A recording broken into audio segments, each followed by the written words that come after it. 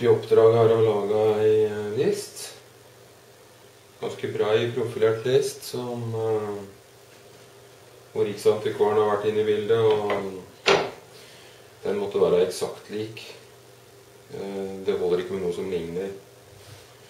Så da har vi fått lagd stål, og vi har vært og fått tak i materialer. Vi har valgt å lage den i gran, fordi den skal males, og da er grana litt lettere å ha med å gjøre. Så som vi ser her, så har Logosol lagd stål til oss. Ser ut til å passe eksakt.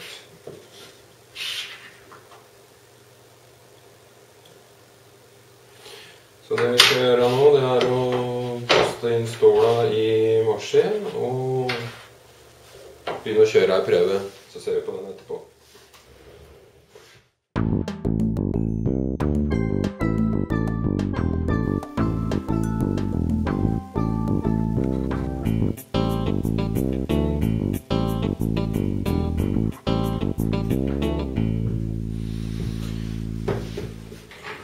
Ja, det er en ting vi må se på først før vi kjører noen prøve da. Det er, vi må jo se på materialet her.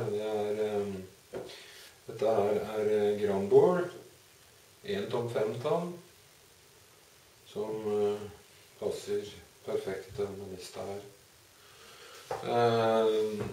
Kjøpt bort på Vesetroshaga, naboeiendommen her, som har masse fine materialer som vi skal komme tilbake igjen til. Han har alt i gran og furu, bjørk, grove dimensjoner, boks og så videre. Men som sagt, det skal vi se på etterpå. Ja, da tror jeg vi setter i gang og kjører.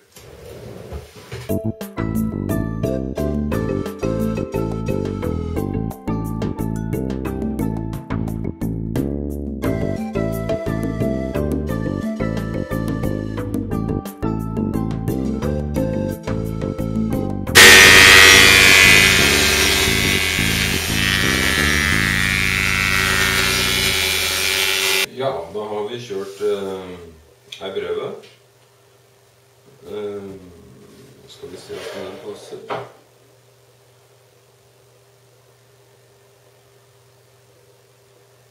Ja, det er veldig bra det. Det eneste jeg så var at det er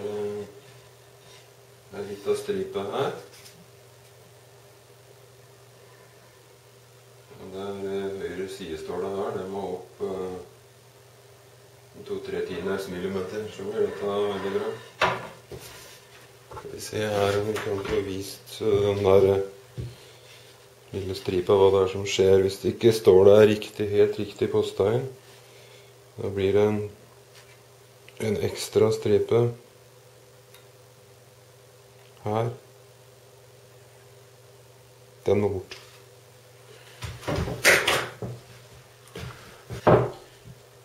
Da stiller vi opp den sidekutteren litt, og så kjører vi 100 meter.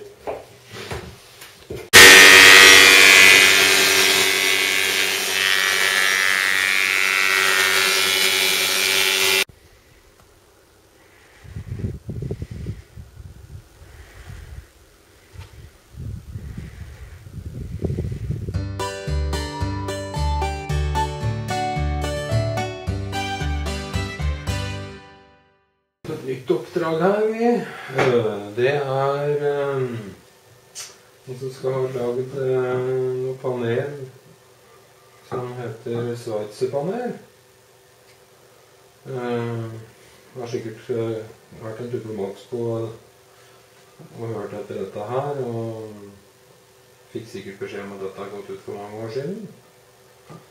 Så da skal vi prøve å lage det her. Så vi har jo høvla en prøve her, og som vi ser da, så er det fjøra som sitter i høyre sidekutteren, nota her, pluss profilståla som er her, så da vil det se noe sånn ut. Så de sitter i overkutteren, eller sidekutterne, og så er det underkutteren som bare tar en og glatter under.